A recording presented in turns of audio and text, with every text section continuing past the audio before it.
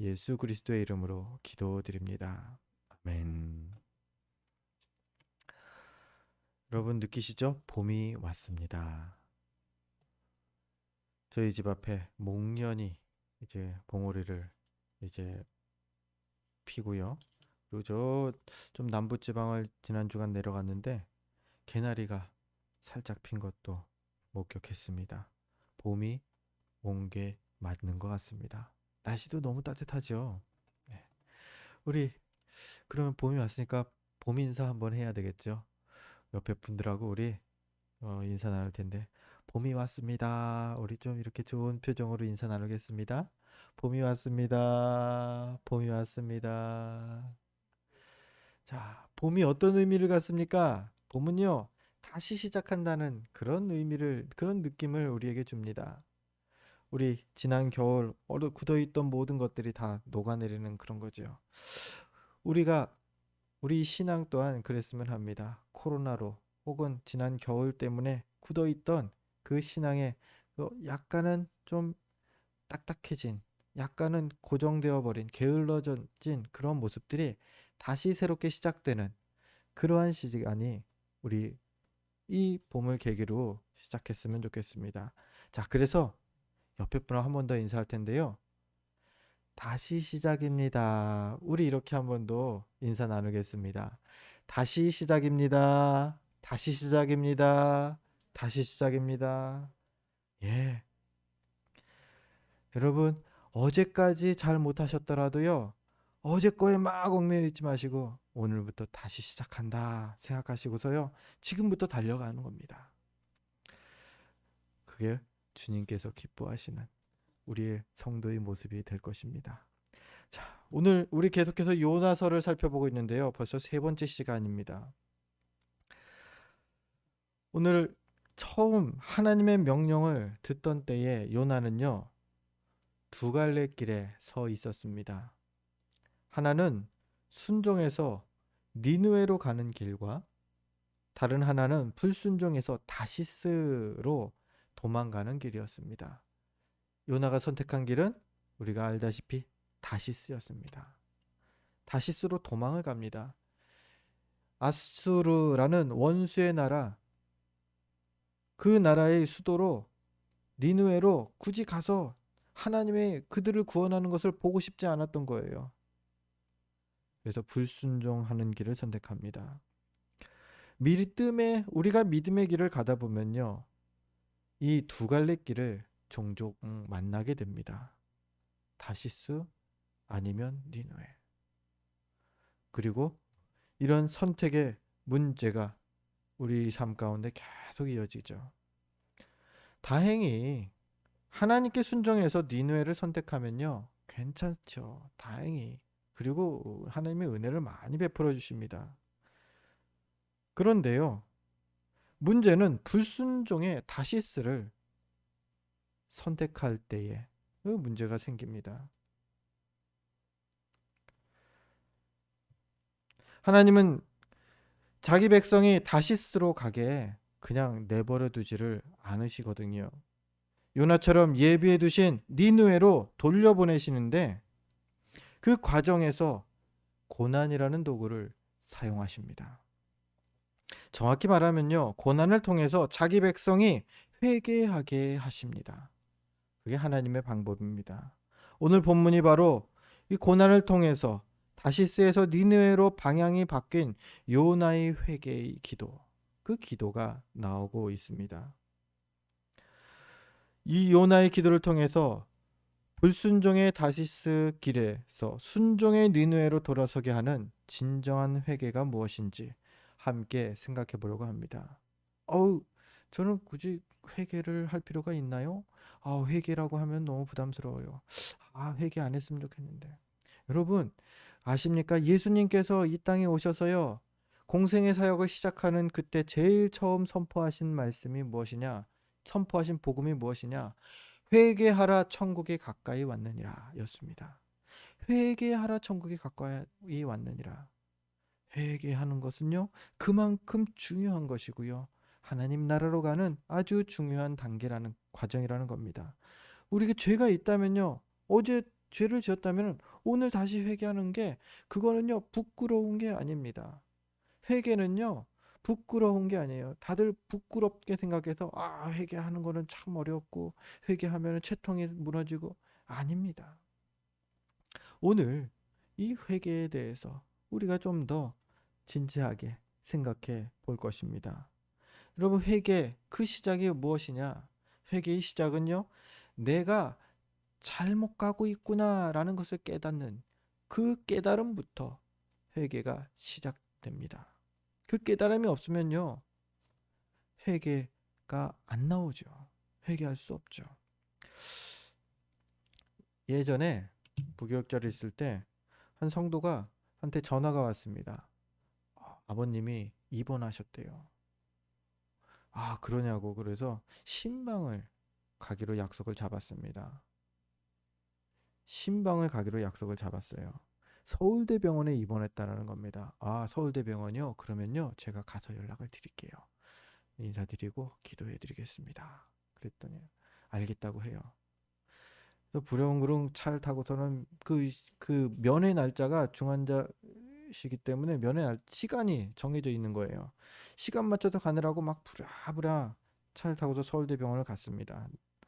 내비를 찍고서 한 1시간 가량을 쭉 차를 타고 운전을 해서 갔는데 도착했습니다. 그래서 도착해서 이제 가족들 좀 이렇게 연락을 해봐야지 해갖고 전화를 딱 하는데 엄청난 사실을 하나 알게 됐습니다.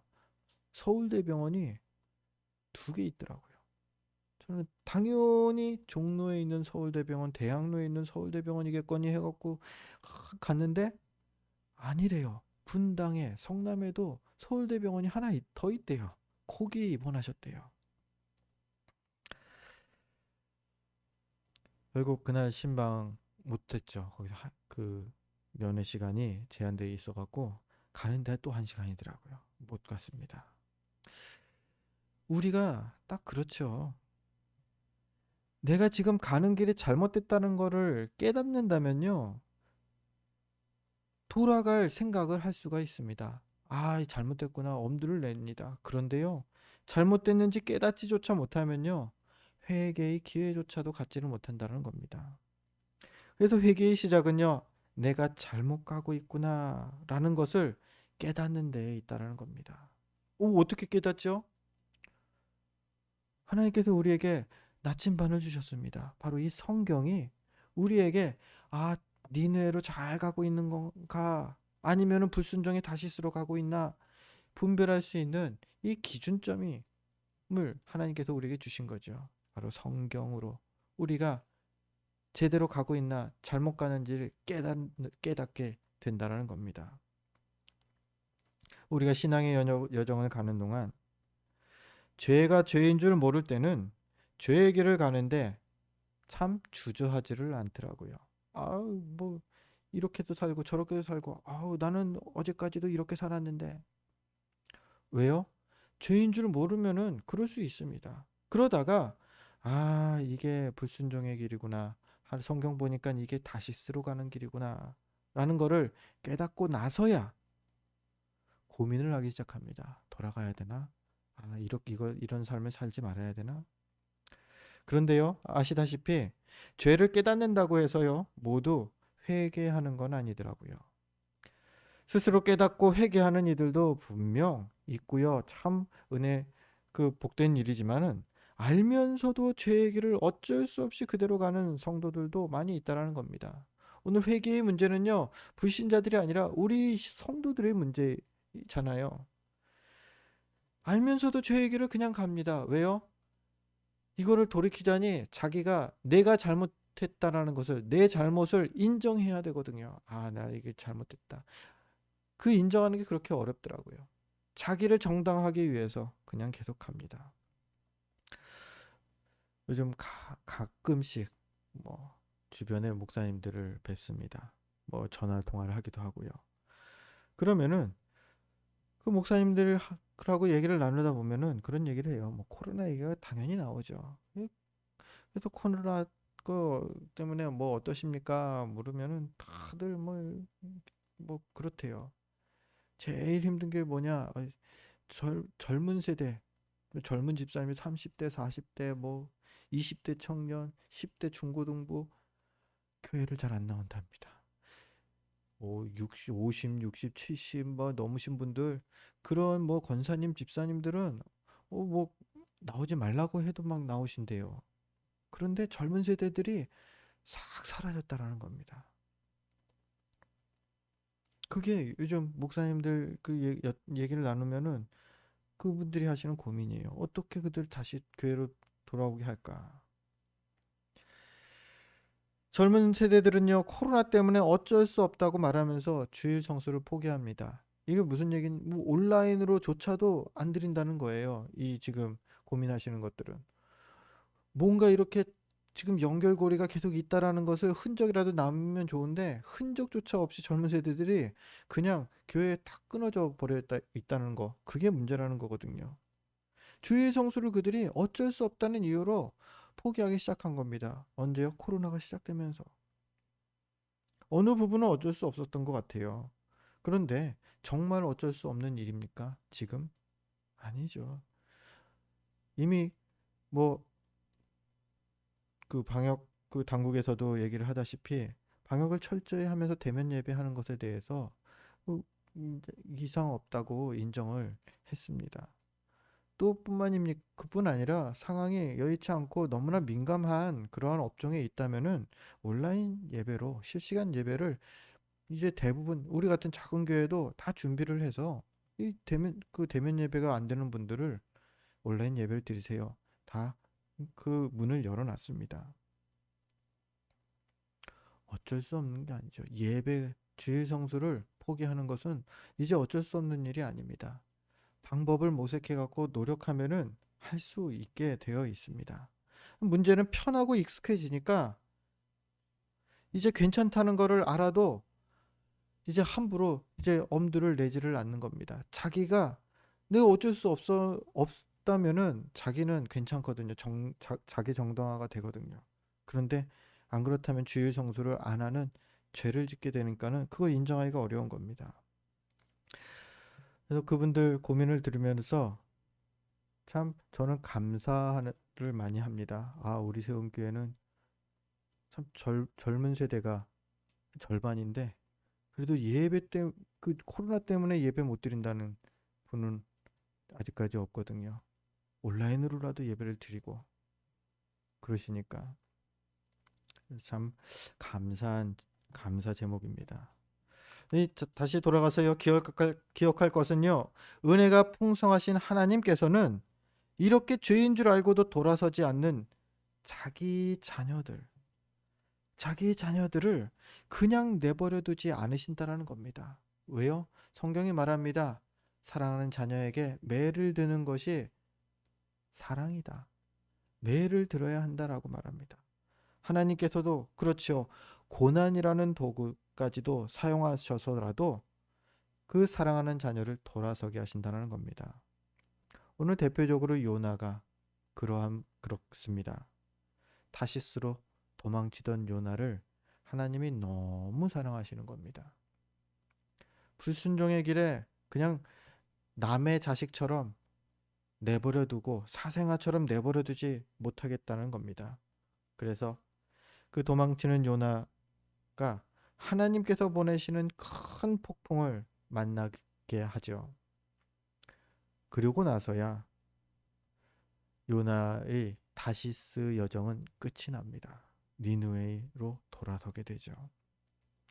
믿음의 여정을 가는 동안 우리도 자신이 다시스로 가고 있는지 니느웨로 가고 있는지 그 방향을 계속 점검해야 할 것입니다. 무엇으로 한다고요?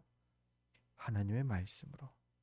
예배로 나오셔서 예배 하나님 말씀을 듣고요. 그 말씀을 묵상하고 주중에 그 말씀을 기억하는 겁니다. 그것을 기준으로 내가 지금 니느웨로 순종의 길로 잘 가고 있는지를 꼭 점검하시기 바랍니다. 사랑의 풍성하신 하나님께서는요. 고난의 채찍을 사용해서라도 자기 백성이 다시스로 그냥 가게 내버려 두지 않으시는 분이심을 기억하시기 바랍니다. 혹시 불순종의 다시스로 내가 가고 있다는 것을 만약이라도 깨달으신다면요. 하나님께서 그 고난의 채찍을 드시기 전에 다시 돌아오세요. 다시 회개하시면 됩니다. 그렇게 돌아서는 은혜가 우리 가운데 있기를 바랍니다. 두 번째로요, 참된 회개. 회개의 시작은요, 깨닫는 것이라고 말씀을 드렸고요. 진정한 회개는요, 참된 회개는요, 기도의 자리로 나아가는 것입니다. 지금 요나가 처한 상황이 어떤지 간단히 설명을 드리면요. 다시스로 도망가고 있었죠. 다시스로 도망간다는 것은요, 하나님과의 관계가 막힌다는 겁니다. 기도가 막혀 있다라는 겁니다. 하나님과 단절되어 있는 길로 그는 달려가고 있습니다. 그러다가 큰 물고기에게 잡아먹히게 됩니다. 그리고 그 물고기 뱃속에 들어가 있습니다. 그 물고기 뱃속을 상상할 때 그 이전까지 저는 그런 생각을 했어요. 그 피노키오에서 피노키오인가요? 제페토 할아버지인가요? 할아버지인가? 누가 물고기 뱃속에 들어가죠? 아, 고래 뱃속에. 그리고 고래 뱃속에 그 그림을 사파를 어릴 적 동화를 봤는데 고래 뱃속이 엄청 큰 거예요. 거기서 불도 켜고 거기서 책도 읽고 막 거기서 배 타고 다니고 그러는 거.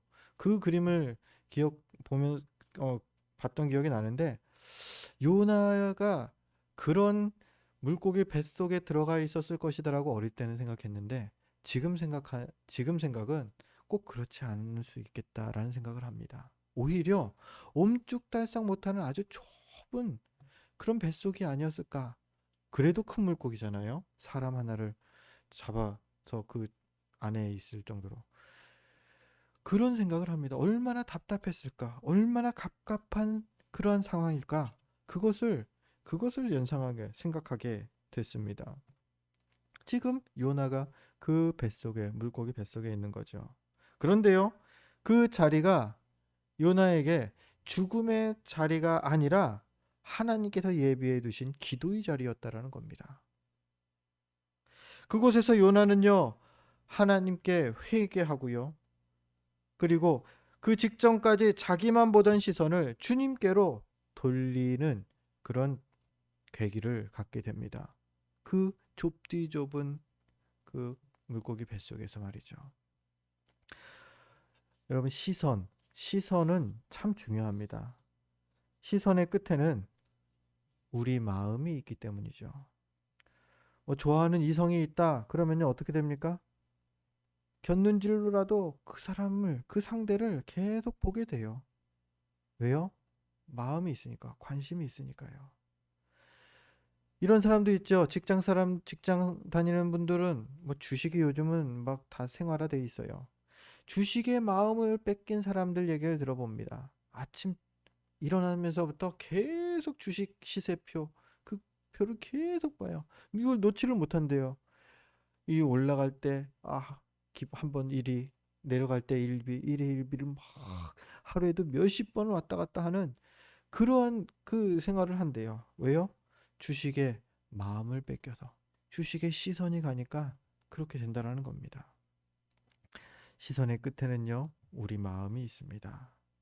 요나의 마음도요, 그 시선을 통해서 우리가 알 수가 있죠.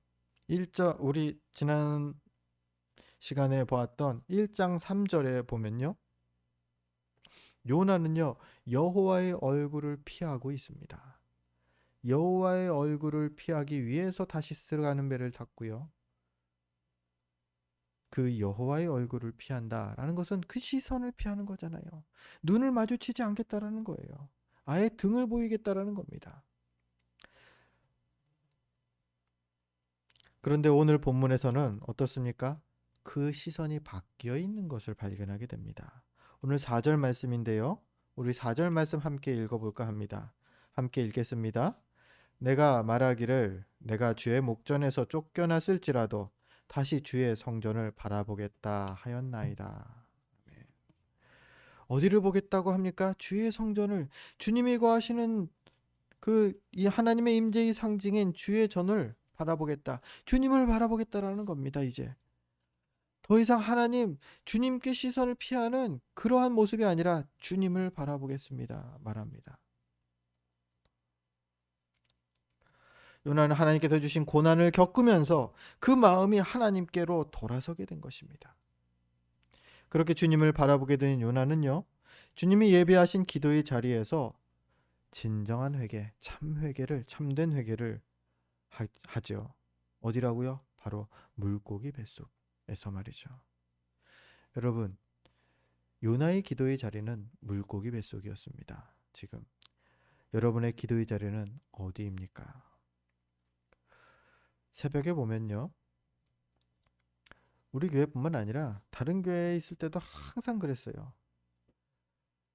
아무리 자리가 많아도 남아 있어도 성도분들이 오시면은 꼭 자기가 앉는 자리에 꼭 그 자리에 앉는 거예요. 너무 신기하긴 했는데 저를 돌아보니까 저도 그러고 있더라고요. 꼭 앉는 자리에 앉고요. 그 자리에 앉아야지 왠지 마음이 편하고 막 기도도 잘 되고 좋아요.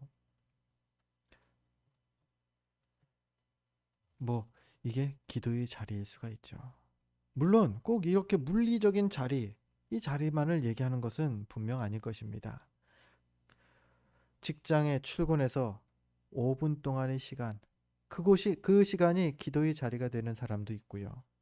교실에서 수업 시작하기 전에 제일 먼저 학교에 들어가서 교실을 들어가서 그 시간을 기도의 자리로 삼는 학생에 대한 얘기도 들은 적이 있습니다. 차 안에서 차 시동을 켜기 전에 그 자리를 기도의 자리로 삼는 이들 또한 있고요. 오늘 요나는 물고기 뱃속을 기도의 자리로 삼고 있습니다. 기도의 자리, 뭐 물리적인 자리도 마찬가지지만요. 중요한 것은요. 기도의 자리라는 것은요. 주님을 만나는 자리를 말합니다. 주님과 대화하는 자리, 그곳이 기도의 자리인 것입니다. 여러분의 기도의 자리는 어디입니까? 어디든 상관없습니다. 그 기도의 자리를 만드시기 바랍니다. 매일매일 내가 항상 반복하는 루틴 가운데에 그 한 지점을 기도의 자리로 탁 정하셔요. 그럼 매일 하나님을 만나는 그 만남의 시간이 정해지는 것 아닙니까? 이렇게 날마다 기도의 자리를 사모하고 지키는 우리 세움교회 모든 믿음의 지체들 되기를 주 이름으로 축원드립니다. 이제 진정한 회개, 이 회개에는요 증거가 나타난다. 오늘 요나의 기도를 통해서 요나의 회개 가운데에서 우리가 발견할 수 있습니다. 진정한 회개의 증거, 열매가 있다라는 겁니다. 세 가지 열매를 우리가 살펴볼 건데요. 첫 번째는 겸손입니다. 우리 6절 말씀인데 우리 6절 말씀 함께 읽어보려고 합니다. 6절 함께 읽겠습니다. 내가 산에 뿌리까지 내려가 싸우며 땅이 그 빗장으로 나를 오래도록 막아 싸우나 나의 하나님 여호와여 주께서 내 생명을 구덩이에서 건지셨나이다. 아멘. 하나님 사전에요, 여러분. 이런 그 교만한 일꾼이란 단어는 없습니다. 어떻습니까? 교만한 일꾼. 하나님 사전에는 없어요. 세상에는 뭐 이런 표현이 사용될 수 있을지 모르지만 하나님 사전에는 없습니다. 교만하면요, 일꾼으로 못 씁니다. 아니, 하나님께서 안 쓰십니다. 예수님 당시에 바리새인과 세리의 기도를 비교하는 그 성경이 나옵니다. 바리새인이 기도합니다. 주여, 나는 다른 사람들 곧 토색, 불의, 간음을 하는 자들과 같지 아니하고 이 세리와도 같지 아니함을 감사하나이다. 어떻습니까, 여러분? 이 바리새인의 기도가 제대로 된 기도입니까? 아니요. 예수님께 책망받은 혼이 난 잘못된 기도였습니다. 교만한 기도였기 때문입니다. 바리새인은 나는 의롭기 때문에 감사합니다. 내가 의롭습니다. 나는 고귀한 그러한 존재입니다라고 스스로를 높이고 있는 교만한 기도였다는 겁니다. 예수님께 책망받죠. 반대로요, 그 옆에서 기도하는 세리가 있었습니다. 세리의 기도, 주여 불쌍히 여기소서 나는 죄인이로소이다. 딱 이것만 기도하더라고요. 성경에 기록된 거는 딱 이만큼이에요. 그 기도에 대해서 예수님께서는 많이 칭찬하십니다. 이게 정말로 마음을 담은 기도다. 여러분, 주님 앞에 쓰임 받을 때에 니느웨로 가서 복음을 증거하는 그 사명을 감당하기 위는 일꾼으로 쓰임 받기 위해서는요, 교만을 내려놓아야 합니다. 겸손의 열매를 맺어야 한다는 겁니다. 만약에 하나님께서 요나처럼 쓸 일꾼이 교만하다면 지금 어떻게 하실까요? 교만한 일꾼이니까는 이거는 하나님이 안 쓰신다. 고난을 도구로, 우리 요나를 보지 않습니까? 고난을 도구로 해서 회개시키시고 겸손의 열매를 맺게 하십니다. 이건 근데 좀 너무 슬프지 않습니까? 힘들지 않습니까? 이 고난은요, 항상 말씀드리죠. 아무리 작은 것도요, 고난은 힘듭니다. 아무리 작은 거라도 고난은요, 싫어요. 심지어 오늘 요나가 얼마나 심한 고난을 겪는지 요나의 표현 6절 상반부에 이렇게 표현이 되죠. 내가 산의 뿌리까지 내려가 싸우며. 이게 얼마나 심한 고난이냐면요. 잘 설명을 드릴게요. 산 꼭대기에서 쭉 뭐가 떨어집니다. 떨어집니다. 요나라고 생각해 보세요. 요나가 산 꼭대기까지 쭉 올라갔었는데 그 자존감이 올라갔는데 뚝 떨어집니다. 떨어집니다. 떨어집니다. 나락으로 떨어지는데 어디까지 떨어지냐? 땅이 보입니다. 야, 이제 끝났구나. 근데 자세히 보니까 누가 거기서 땅을 파고 있어요. 내가 떨어질 그 지점을 계속 땅을 파고 있는 겁니다. 웅덩이를 팝니다. 수렁을 팝니다. 하나님이 파고 있어요. 땅이 보이는데도 더 떨어지게 됩니다. 어디까지요? 산의 뿌리까지. 뜻밖의 땅보다 더 깊이 떨어지게 하신다는 겁니다. 자신이 겪는 고난이 산의 뿌리까지 떨어질 정도로, 내려갈 정도로 그렇게 너무 힘들었던 고난이라는 거죠. 이제 끝났구나 생각할 때 아니야, 이제 절반이야. 더 이제 땅속으로 들어가야 돼. 하나님 말씀하신다는 거예요. 그만큼 이 고난이 참으로 힘들었다는 겁니다. 그런데요, 이것은요, 은혜입니다. 하나님께서 아직 나를 포기하지 않으셨다라는, 계속 가까이 두고 쓰시겠다라는 그 약속이기 때문에 이 고난조차도 은혜라는 겁니다. 그런데 물론 최선은 이 고난 겪기 전에 하나님께서 쓰임 받는 종으로 잘 그 니느웨로 가는 거죠. 그런데 혹 내 마음에 잘못 생각해서 다시스로 간다고 하더라도요, 하나님이 채찍질한다, 혼내신다, 그럼 그거는요, 하나님이 여전히 날 사랑하시는구나 생각하시면 된다라는 겁니다. 우리 모두 고쳐서라도 하나님께 귀하게 쓰임 받는 그러한 은혜가 있으시길 바랍니다. 진정한 회개는요, 겸손의 열매를 맺음을 기억하시기 바랍니다. 그리고 두 번째로 감사의 열매를 맺게 됩니다. 8절과 9절인데요. 8절 우리 함께 읽어볼까요? 함께 읽겠습니다. 거짓되고 헛된 것을 숭상하는 모든 자는 자기에게 베푸신 은혜를 버렸사오나. 그러한 이들이 있다라는 겁니다. 거짓되고 헛된 것을 숭배하는 우상 숭배자라고 우리가 이해해도 되겠죠. 세상을 사랑하는 사람들, 그러한 이들이겠죠. 그러한 이들은 하나님께서 자신에게 베푸신 은혜를 이거 별거 아니잖아, 버려버린다는 겁니다. 이것은 회개하기 전에 요나의 모습, 자신의 모습을 이렇게 표현한 거죠. 요나는요, 부족한데도 택해 주신 하나님의 은혜를 외면하고 다시스로 도망을 갔잖아요. 이런 자신과 같은 이들이 세상에 많이 있다라는 겁니다. 그리고 요나 자신은 그들과는 다르게 9절 전반부 보니까 나는 감사하는 목소리로 주께 제사를 드리며, 자신은 감사를 회복했다라는 겁니다. 물론 제가요, 도망가고 하나님의 은혜를 외면하는 그러한 선택을 처음에 하긴 했지만 감사하는 목소리를 제가 지금 회복했습니다. 어떻게요? 앞서 말씀드렸다시피 큰 폭풍이라는 고난을, 큰 물고기 뱃속이라는 고난을 겪고서 회개를 함으로 하나님과 관계를 지금 회복하고 나니까 감사가 나오는 겁니다. 회개하고 나니까. 그런데 지금 요나의 상황이 어떻다고요? 여전히 물고기 뱃속에 있는 상황이라는 것을 우리가 또한 기억해야 됩니다. 옴쭉달싹 못하는 그런 상황일 수가 있습니다. 해결된 것은 없습니다. 하나님이 나를 구원 아직 안 해주셨어요. 그래서 요나는 9절에서 보면은 구원은 여호와께 속하였나이다. 지금 무슨 말입니까?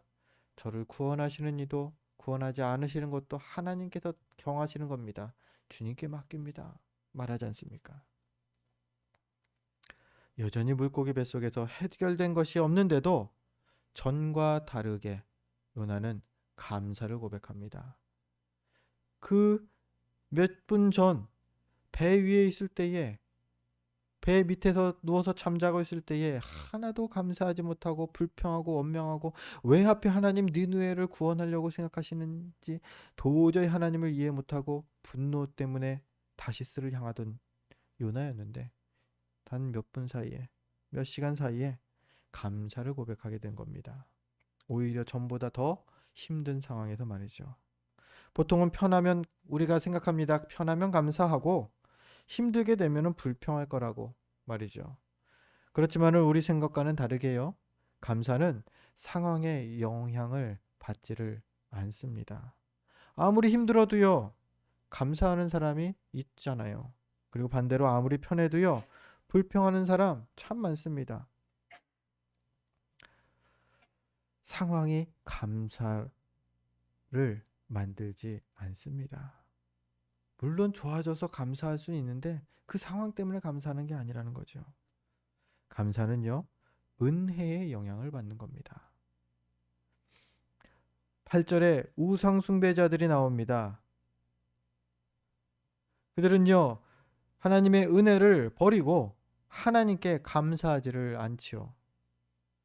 하지만 한때 잠깐 불순종을 선택했다가 돌아온 요나는요, 끝까지 포기하지 않으시고 붙잡아 주시는 하나님의 은혜를 경험합니다. 그리고 그 은혜를 깨닫게 된 요나는 감사를 고백합니다. 하나님의 은혜, 그 은혜를 깨닫는 것, 그것이 감사하게 되는 그 이유인 것입니다. 심지어 물고기 뱃속에 있는데도 말이죠. 힘든 상황 가운데 있습니까? 어려운 아픔 가운데 있습니까? 그 상황 가운데서도 충분히 감사하실 수 있습니다. 날마다 상황이 아니라 하나님의 은혜 안에서 감사하는 여러분이 되시기를 주의 이름으로 축원드립니다. 이 감사가 겸손과 함께 진정한 회개의 또 다른 증거인 것이고요. 열매인 것입니다. 그리고 마지막 열매는요. 9절 중반부에 나오고 있는데요. 바로 서원입니다. 나는 감사하는 목소리로 주께 제사를 드리며 나의 서원을 주께 갚겠나이다. 나의 서원을 주께 갚겠나이다 고백하죠. 서원, 우리가 자주 듣는 표현으로 결심, 결단으로 이렇게 좀 바꿔서 이해할 수도 있습니다. 근데 좀 서원이라는 표현을 쓰는 것은 하나님께 드리는 강력한 약속이기 때문에 서원이라고 표현을 합니다. 예를 들어서 성경에서는 나시린이 서원을 하죠. 평생 하나님께 삭도를 머리에 대지 않고 죽은 자를 만지지 않고 포도주를 마시지 않고 살겠습니다. 하나님만 바라보며 살겠습니다. 이게 나시린 서원입니다. 그러한 서원을 하는 경우가 있었습니다. 서원이라는 것은 그만큼 하나님과 약속인 만큼 엄격하게 지켜져야 하는 것입니다. 전도서 5장 5절을 보니까는 서원에 대해서 이렇게 설명합니다. 서원하고 갚지 아니하는 것보다 서원하지 아니하는 것이 더 나으니. 이게 무슨 말입니까? 서원하지 마라는 말일까요? 아니요. 서원하는 것은 우리 신앙 과정상 필요합니다. 회개할 때에 진정한 회개의 열매로 서원이 있어야 합니다. 하지 말라는 게 아니라요. 전도서 말은요. 서원은 그만큼 신중해야 한다. 서원할 때는 함부로 막 내가 허세를 부린다고 막 이렇게 하겠다라고 함부로 하나님 앞에 말하지 말아야 된다. 신중해라. 그리고 또 뭘까요? 서원했다면 성실히 이행해야 한다.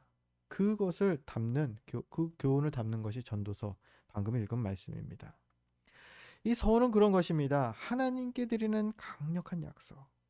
이 서원은요, 하나님 편에서 그런데 요구하시는 게 아니라는 겁니다. 오히려 하나님의 은혜에 감격한 지체가 스스로 서원하는 것이죠. 제가 신학을 결단할 때, 목회자로 하나님께 나아가기를 결단할 때 그러한 결단을 했던 기억이 납니다. 그런 심경으로 결단했던 기억이 납니다. 나 스스로 원해서 하나님께 드리고 싶은 마음이 제 마음에서 막 일어나더라고요. 안 갈래요, 안 갈래요. 질질 끌려가는 게 아니라 내 마음 안에서, 주님, 제가 이런 귀한 일을 감당해도 되겠습니까? 저를 사용하신다니 감사합니다. 내가 하나님께 스스로 드리고 싶은 마음이 첫 번째 생겼고요. 하나님께 또한 결단할 때에 하나님께 드리는 것이 나의 기쁨이 되더라고요. 그 마음을 주시는 거였습니다. 이 서원, 지금 요나가 지금 서원하겠나이다 라는 그 요나의 서원 또한 동일한 마음이었을 것입니다. 회개에 합당한 이 열매, 이 서원이라는 것을 여러분, 너무 위험한 거예요. 서원은요, 전도서에서 보니까는 갚지 않는 것보다 안 하는 게 낫대요. 안 하려고요. 그게 아니라는 겁니다. 내 마음에 서원을 하는 것이 하나님께 그 간절히 하고 싶은 마음, 그리고 감동이 있는, 기쁨이 있는 그 마음을 하나님이 주실 때에는요, 하셔도 돼요. 지금 요나가 이런 심정입니다. 기쁨이 있고 간절함이 있는 요나의 소원이 무엇입니까? 자신의 고집을 이제 꺾고 이제 니느웨로 가서 하나님께서 하시는 그 말씀 그대로 전하겠습니다. 이것을 소원하는 것입니다. 불순종하면서 타시스로 가던 요나를 붙잡으시고 낮추시고 돌아서게 한 것은요, 하나님의 은혜였습니다. 그 은혜를 깨달았을 때에 요나는 회개했고 회개에 합당한 이러한 열매들을 맺고 있습니다. 겸손, 감사, 서원, 결단. 말씀을 이제 정리합니다. 사랑하는 성도 여러분, 회개한다는 것, 그것은요, 다른 말로 죄가 있다라는 말입니다. 그래서 사람들은요, 회개하는 것을 참 부끄러워합니다. 여러분, 회개는요, 부끄러운 것이 아닙니다. 회개는요, 용감한 것입니다. 죄로 무너졌던 주님과의 관계가 또한 다시 회복된다라는 선언이고요. 또 이제부터 성장을 시작한다라는 그러한 선언이기도 합니다. 그게 바로 회개입니다. 주님은 우리의 연약함을 아시고 이 귀한 회개의 기회를 주십니다. 이왕이면은 큰 폭풍을 만나기 전에, 물고기 뱃속에 또 들어가기 전에 우리가 기도의 자리를 찾고 기도의 자리로 나아가서 하나님의 귀한 일꾼으로 쓰임 받기를 원합니다. 그곳에서 주님과 그 기도의 자리에서 주님과 우리를 멀어지게 하는 죄의 문제를 고하시는 것이고요. 그러할 때에 은혜가 풍성하신 우리 주님께서 우리 각자에게 니느웨를 품는 성숙한 믿음의 사람으로 자라가게 하실 것입니다. 이러한 은혜가 저와 여러분의 삶 가운데에 있으시기를 주의 이름으로 축원드립니다. 기도하겠습니다. 거룩하신